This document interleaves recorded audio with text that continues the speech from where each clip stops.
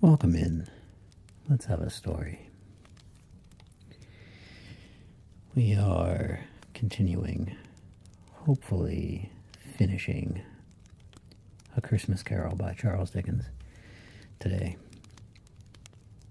So this is the fourth installment, I think, and we are pretty close to the end. We've got a chapter and a half left. We're at that point in the story where Scrooge is with the ghost of Christmas future.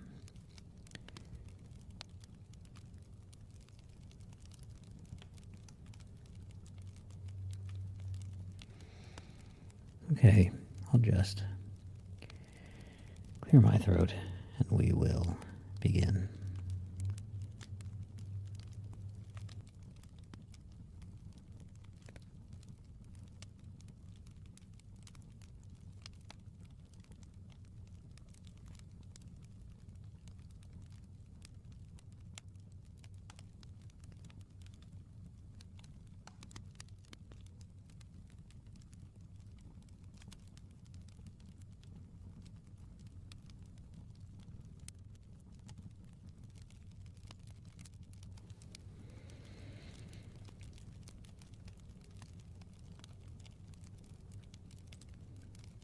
Alrighty, so we were in the scene with Bob Cratchit and his wife talking about their debt to Scrooge and about the fact that Scrooge has just died.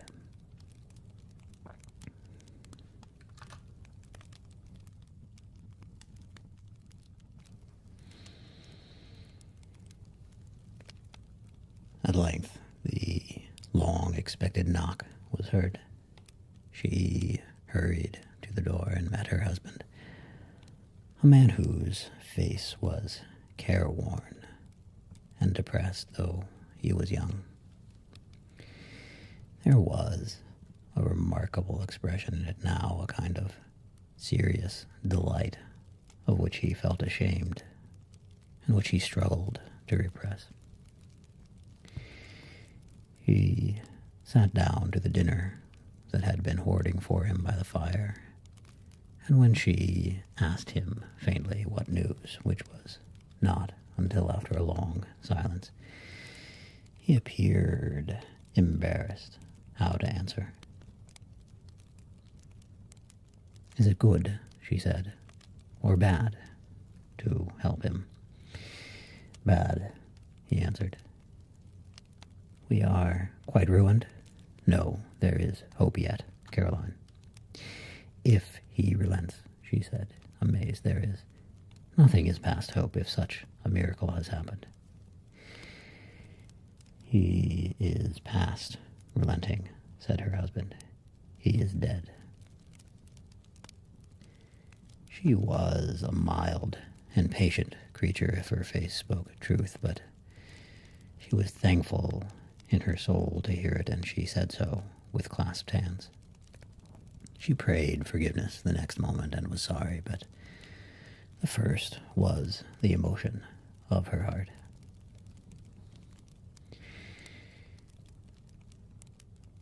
"What the half-drunken woman whom I told you of last night said to me when I tried to see him and obtain a week's delay, and what I thought was a mere excuse to avoid me, turns out to have been quite true.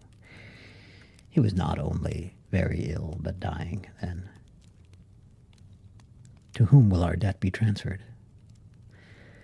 I don't know, but before that time we shall be ready with the money. Even though we were not, it would be a bad fortune indeed to find so merciless a creditor in his successor. We may sleep tonight with light hearts, Caroline." Yes, soften it as they would, their hearts were lighter. The children's faces hushed and clustered round to hear what they so little understood were brighter, and it was a happier house for this man's death. The only emotion that the ghost could show him, caused by the event, was one of pleasure. Let me see. Some tenderness connected with the death, said Scrooge, or that dark chamber spirit which we left just now will be forever present to me. The ghost conducted him through several streets familiar to his feet, and as they went along, Scrooge looked here and there to find himself.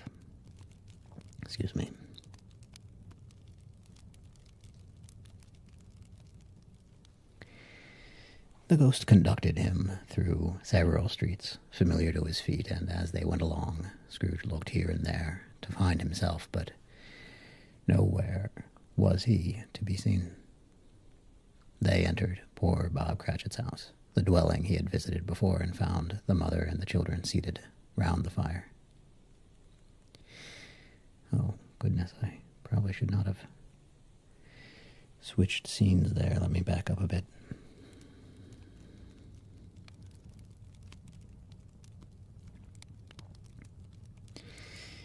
The ghost conducted him through several streets familiar to his feet, and as they went along, Scrooge looked here and there to find himself, but nowhere was he to be seen. They entered poor Bob Cratchit's house, the dwelling he had visited before, and found the mother and the children seated round the fire. Quiet, very quiet. The noisy little Cratchits were as still as statues in one corner, and sat looking up at Peter, who had a book before him. The mother and her daughters were engaged in sewing, but surely they were very quiet. And he took a child and set him in the midst of them. Where had Scrooge heard those words? He had not dreamed them. The boy must have read them out. As he and the spirit crossed the threshold, why did he not go on?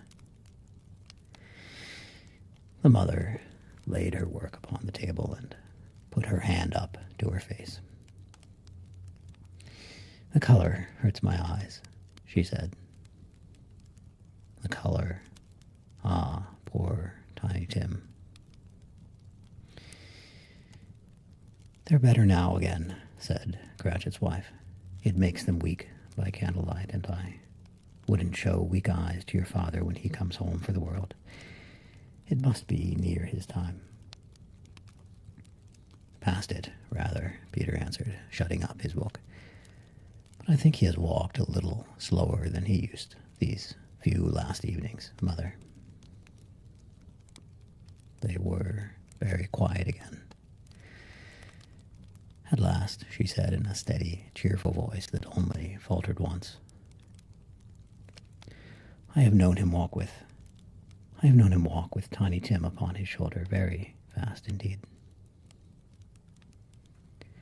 "And so have I," cried Peter, "often." "And so have I," exclaimed another. So had Hall.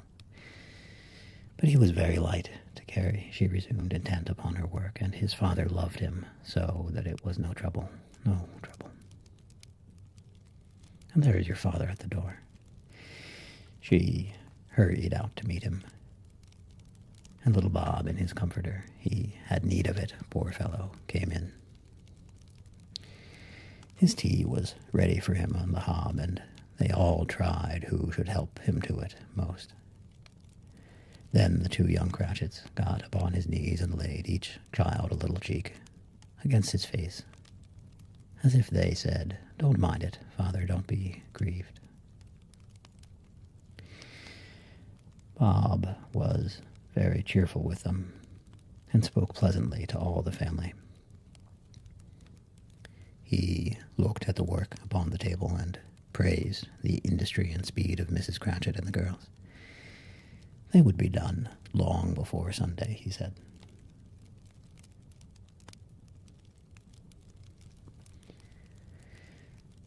"Sunday, you went today then, Robert," said his wife. "Yes, my dear," returned Bob. "I wish you could have gone. It would have done you good to see how green a place it is, but you'll see it often. I promised him that I would walk there on a Sunday. My little child, cried Bob. He broke down all at once. He couldn't help it. If he could have helped it, he and his child would have been farther apart, perhaps, than they were. He left the room and went upstairs into the room above, which was lighted cheerfully and hung with Christmas. There was a chair set close beside the child, and there were signs of someone having been there lately. Poor Bob sat down in it, and when he had thought a little and composed himself, he kissed the little face. He was reconciled to what had happened and went down again, quite happy. They drew about the fire and talked, the girls and mother working still. Bob told them of the extraordinary kindness of Mr. Scrooge's nephew, whom he had scarcely seen but once, and who, meeting him in the street that day and seeing that he looked just a little down, said Bob.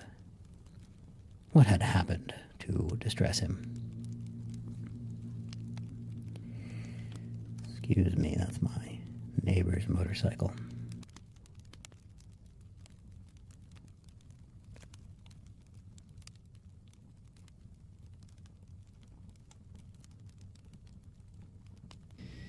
Hello, Brundle. Welcome in. Welcome back.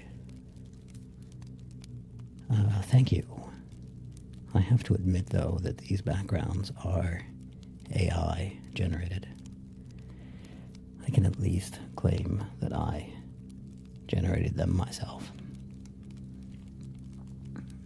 It is difficult to get AI to produce anything decent, but still, AI did this, not me.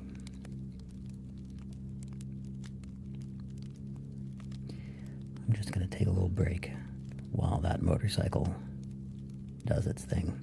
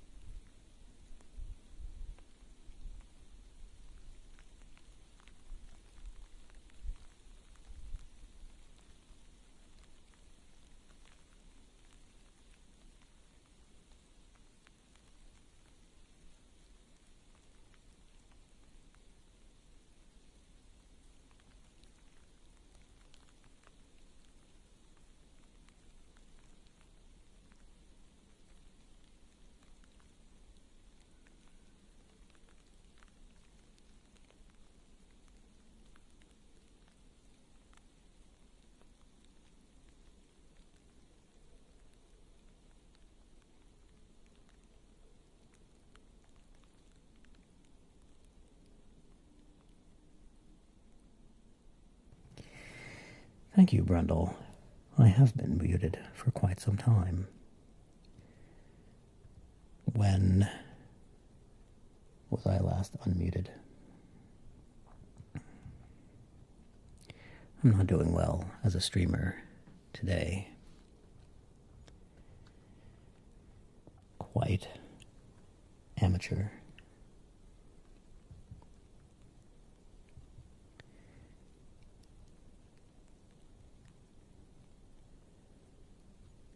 Let's see.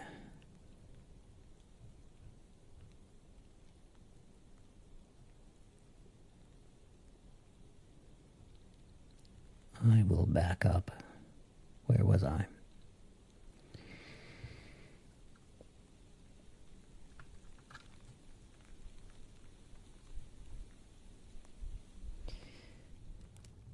I'll back up to just before we left the Cratchit house. Mrs. Cratchit kissed him, his daughters kissed him, the two young Cratchits kissed him, and Peter and himself shook hands. Spirit of Tiny Tim, thy childish essence was from God. Spectre, said Scrooge, something informs me that our parting moment is at hand. I know it, but I know not how. Tell me what man that was whom we saw lying dead. The ghost of Christmas yet to come conveyed him as before, though at a different time, he thought. Indeed, there seemed no order in these latter visions, save that they were in the future, into the resorts of businessmen, but showed him not himself. Indeed, the spirit did not stay for anything, but went straight on, as to the end just now desired, until besought by Scrooge to tarry for a moment. This court, said Scrooge, through which we hurry now, is where my place of occupation is, and has been for a length of time. I see the house. Let me behold what I shall be in days to come. The spirit stopped. His hand was pointed elsewhere. The house is yonder, Scrooge exclaimed. Why do you point away? The inexorable finger underwent no change. Scrooge hastened to the window of his office and looked in. It was an office, still, but not his. The furniture was not the same, and the figure in the chair was not himself. The phantom pointed as before. He joined it once again, and, wondering why and whither he had gone, accompanied it until they reached an iron gate. He paused to look round before entering. A churchyard. Here, then, the wretched man whose name he had now to learn lay underneath the ground. It was a worthy place, walled in by houses, overrun by grass and weeds. The growth of vegetation's death, not life. Choked up with too much burying, fat with repleted appetite. A worthy place. The spirit stood among the graves and pointed down to one. He advanced towards it, trembling. The phantom was exactly as it had been, but he dreaded that he saw new meaning in its solemn shape. Before I draw nearer to that stone to which you point, said Scrooge, answer me one question. Are these the shadows of things that will be, or are they the shadows of things that may be only?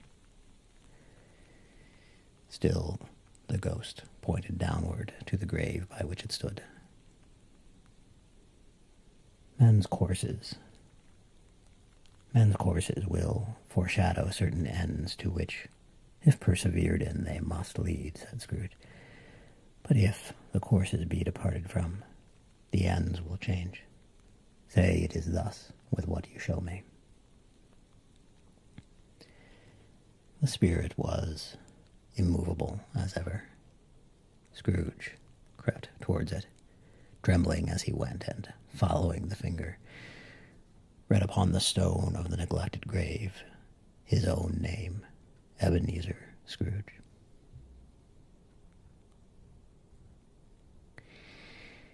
Am I that man who lay upon the bed? He cried upon his knees. The finger pointed from the grave to him and back again. No, spirit, no.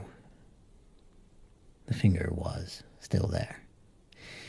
Spirit, he cried, tight clutching at its robe, hear me, I am not the man I was. I will not be the man I must have been but for this intercourse. Why show me this if I am past all hope? For the first time the hand began to shake. Good spirit, he pursued, as down upon the ground he fell before it, your nature intercedes for me, and pities me. Assure me that I yet may change these shadows you have shown me by an altered life. The kind hand trembled. I will honor Christmas in my heart and try to keep it all the year. I will live in the past, the present, and the future.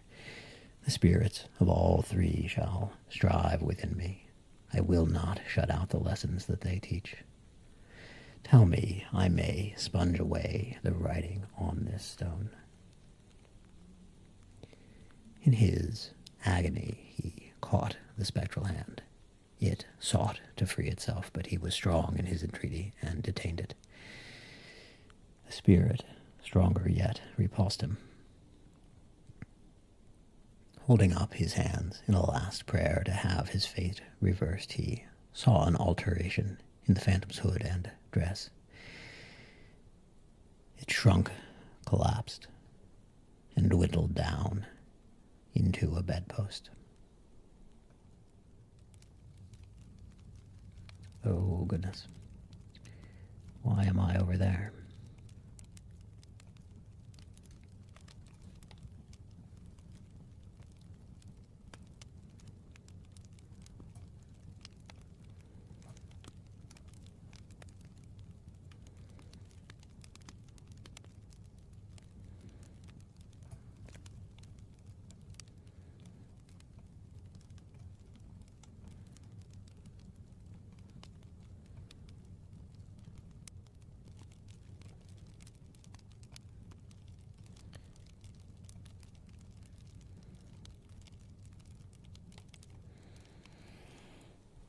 Let's try that again.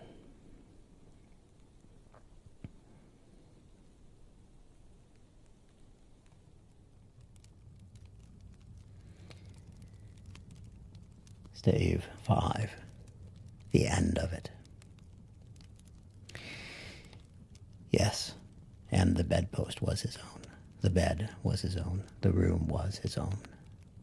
Best and happiest of all, the time before him was his own to make amends in. I will live in the past, the present, and the future, Scrooge repeated as he scrambled out of bed. The spirits of all three shall strive within me. Oh, Jacob Marley, heaven and the Christmas time be praised for this. I say it on my knees, old Jacob, on my knees. He was so fluttered and so glowing with his good intentions that his broken voice would scarcely answer to his call. He had been sobbing violently in his conflict with the spirit, and his face was wet with tears. They are not torn down, cried Scrooge, folding one of his bed curtains in his arms. They are not torn down, rings and all. They are here. I am here. The shadows of the things that would have been may be dispelled. They will be. I know they will. His hands were busy with his garments all this time, turning them inside out, putting them on upside down, tearing them, mislaying them, making them parties to every kind of extravagance. I don't know what to do, cried Scrooge, laughing and crying in the same breath, and making a perfect Lanacoon of himself with his stockings. Sorry. Laocoon. I don't know what that means. I'm going to look it up. In Greek legend, a seer and a priest of the god Apollo.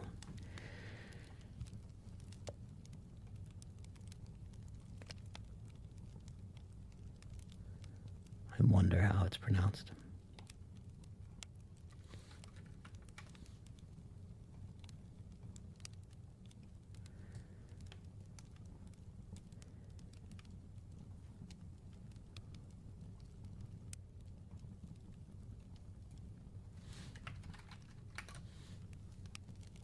Kuon, Laokuon. I think Laokuon.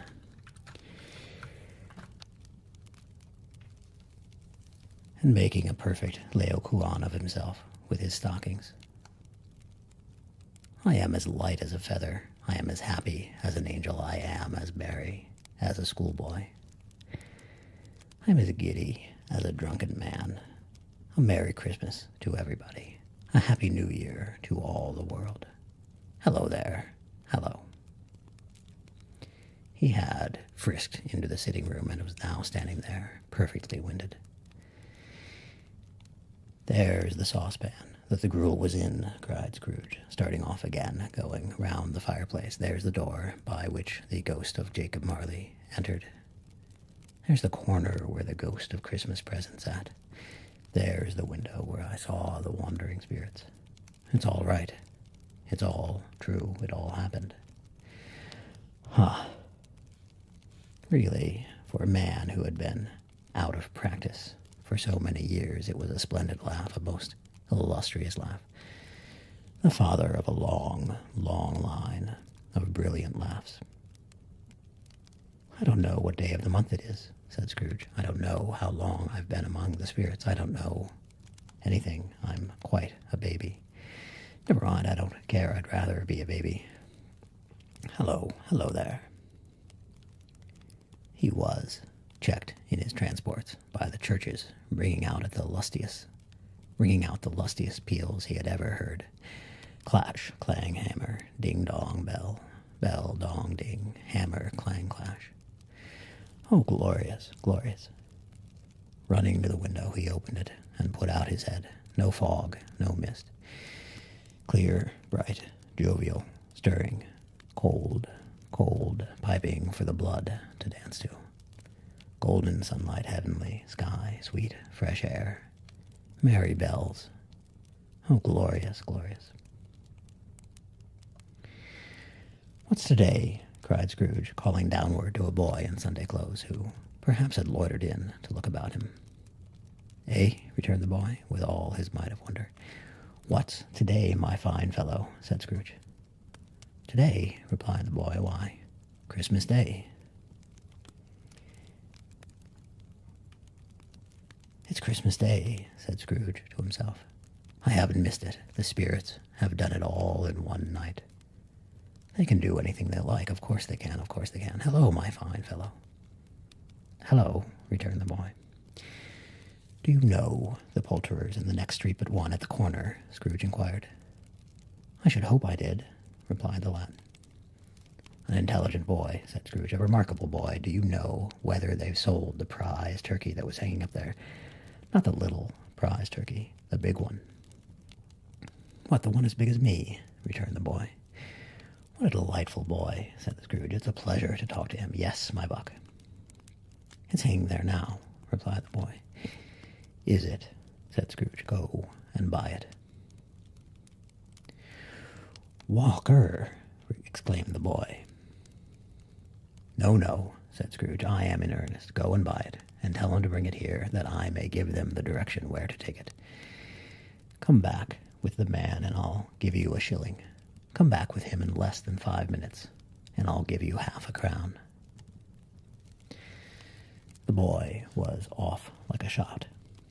He must have had a steady hand at a trigger who could have got a shot off half so fast. Hello, Mikumi over on YouTube. Welcome in. Welcome to the Grizzly Bears. I am reading A Christmas Carol by Charles Dickens. We are almost at the end.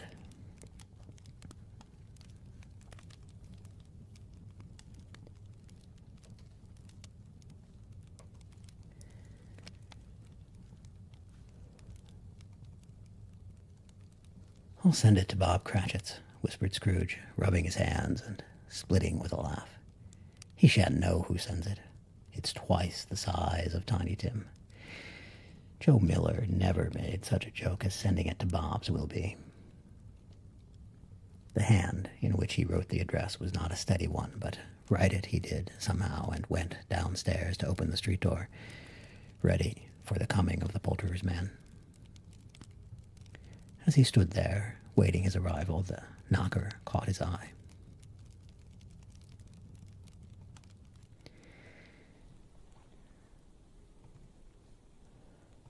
"I shall love it as long as I live," cried Scrooge, patting it with his hand. "I scarcely ever looked at it before. What an honest expression it has in its face. It's a wonderful knocker. Here's the turkey. Hello. How are you? Merry Christmas." It was a turkey. He never could have stood upon its legs, that bird. He would have snapped them off short in a minute, like sticks of sealing wax. "Why, it's impossible to carry that to Camden Town," said Scrooge. "You must have a cab." The chuckle with which he said this, and the chuckle with which he paid for the turkey, and the chuckle with which he paid for the cab, and the chuckle with which he recompensed the boy, were only to be exceeded by the chuckle with which he sat down breathless in his chair again, and chuckled till he cried.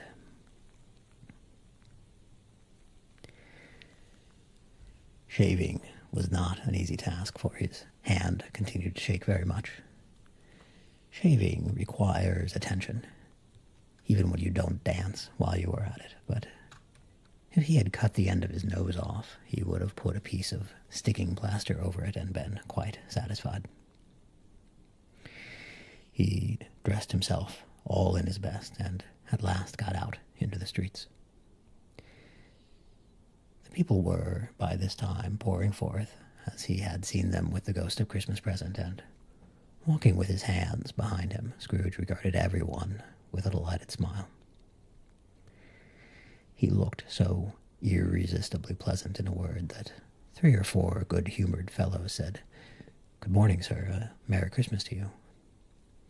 And Scrooge said often afterwards that of all the blithe sounds he had ever heard, those were the blithest in his ears.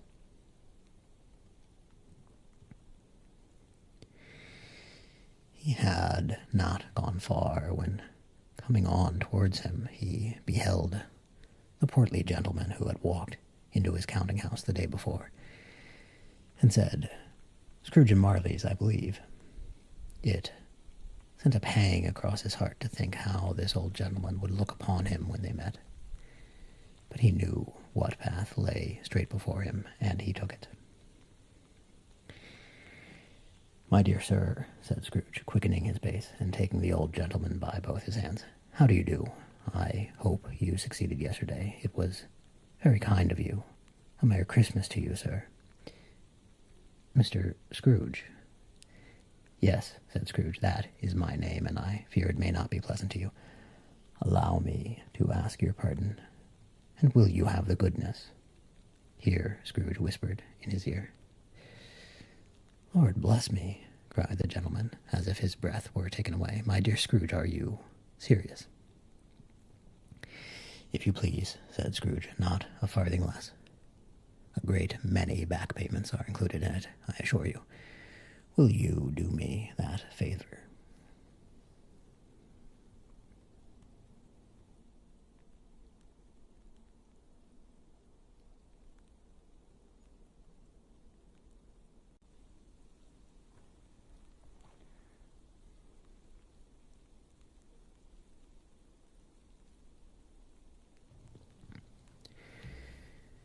"My dear sir," said the other, shaking hands with him, "I don't know what to say to such munificent—" "Don't say anything, please," retorted Scrooge.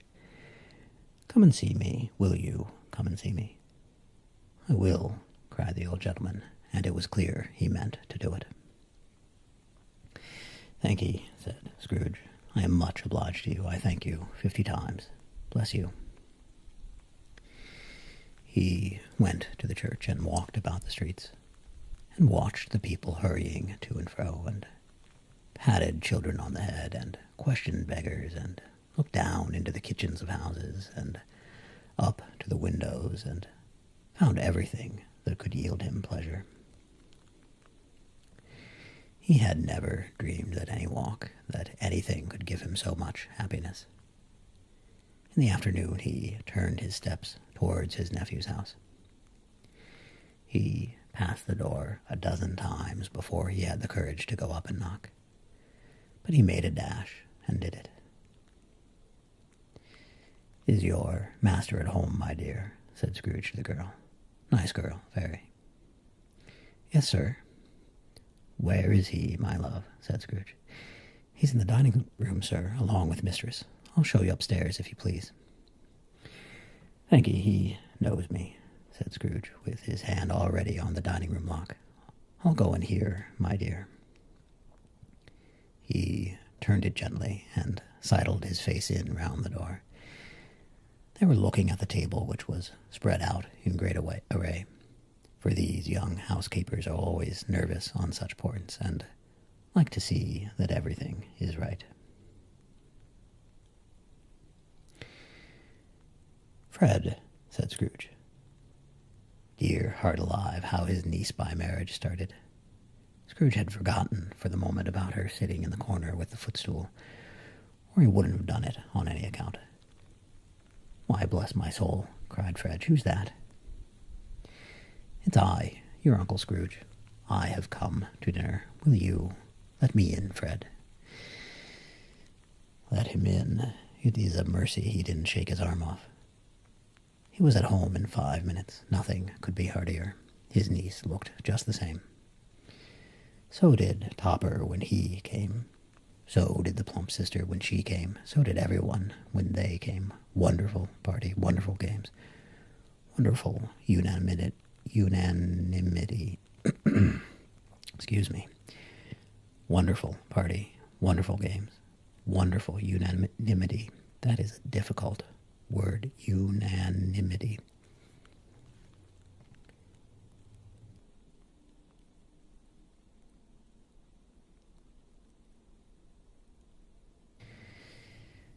Wonderful party, wonderful games, wonderful unanimity, wonderful happiness. But he was early at the office next morning. Oh, he was early there. If he could only be there first and catch Bob Cratchit coming late. That was the thing he had set his heart upon. And he did it. Yes, he did. The clock struck 9. No, Bob. 1/4 past. No, Bob. He was full 18 minutes and a half behind his time. Scrooge sat with his door wide open, that he might see him come into the tank.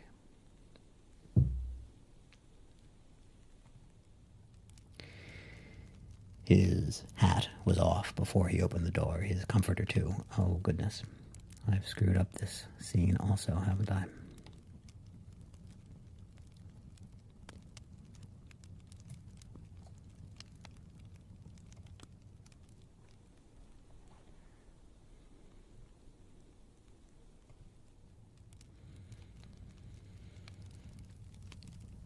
And he did it. Yes, he did.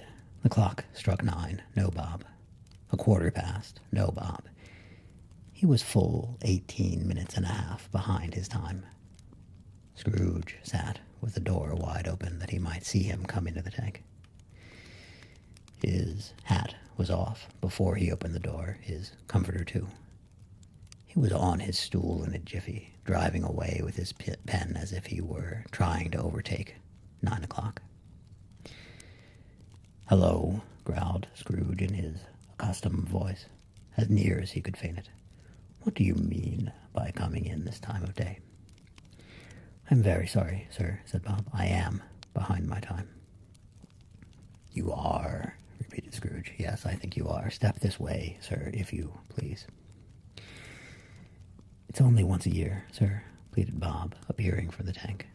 "It shall not be repeated. I was making rather merry yesterday, sir." "Now, I'll tell you what, my friend," said Scrooge. "I am not going to stand this sort of thing any longer. And therefore," he continued, leaping from his stool and giving Bob such a dig in the waistcoat that he staggered back into the tank again, "and therefore I am about to raise your salary." Bob trembled and got a little nearer to the ruler. He had a momentary idea of knocking Scrooge down with it, holding him and calling to the people in court for help and a straight waistcoat.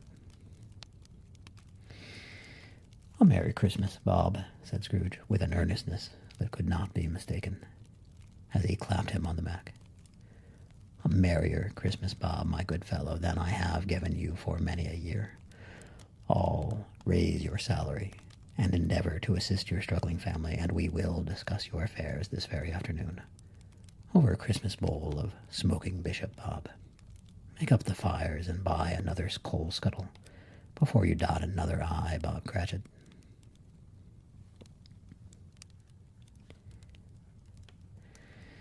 Scrooge was better than his word. He did it all and infinitely more. And to Tiny Tim, who did not die, he was a second father. He became as good a friend, as good a master, and as good a man as the good old city knew, or any other good old city, town, or borough in the good old world.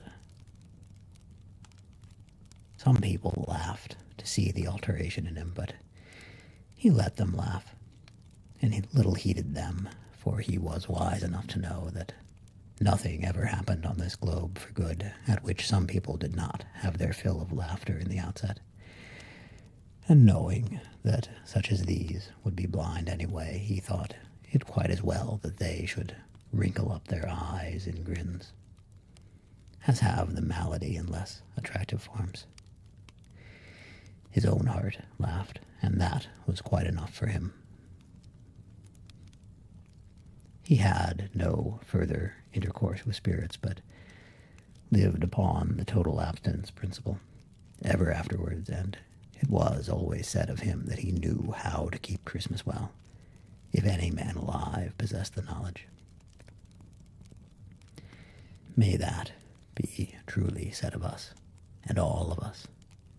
And so, as Tiny Tim observed, God bless us, everyone.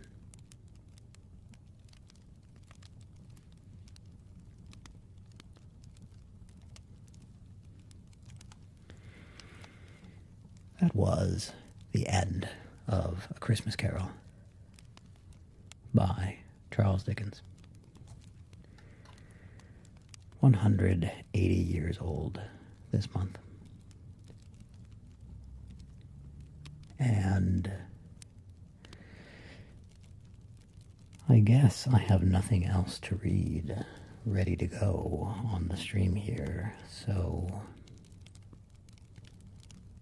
even though my voice is doing reasonably well, maybe that'll be the end of the stream. Let me see if there's anyone we could raid.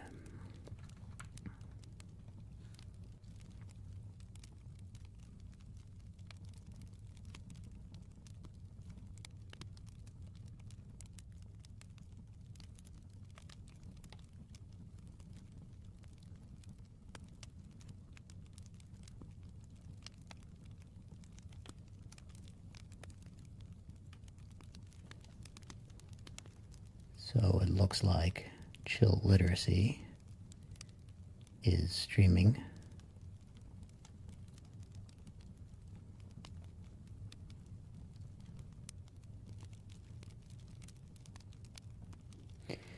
Yeah, let's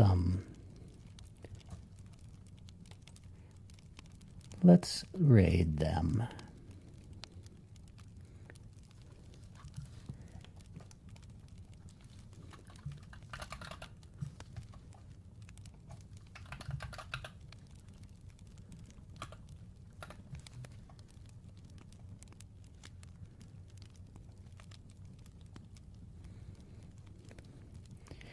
All right, let me say goodbye to YouTube. YouTube cannot raid a Twitch channel with us, so goodbye, YouTube. Thank you for coming.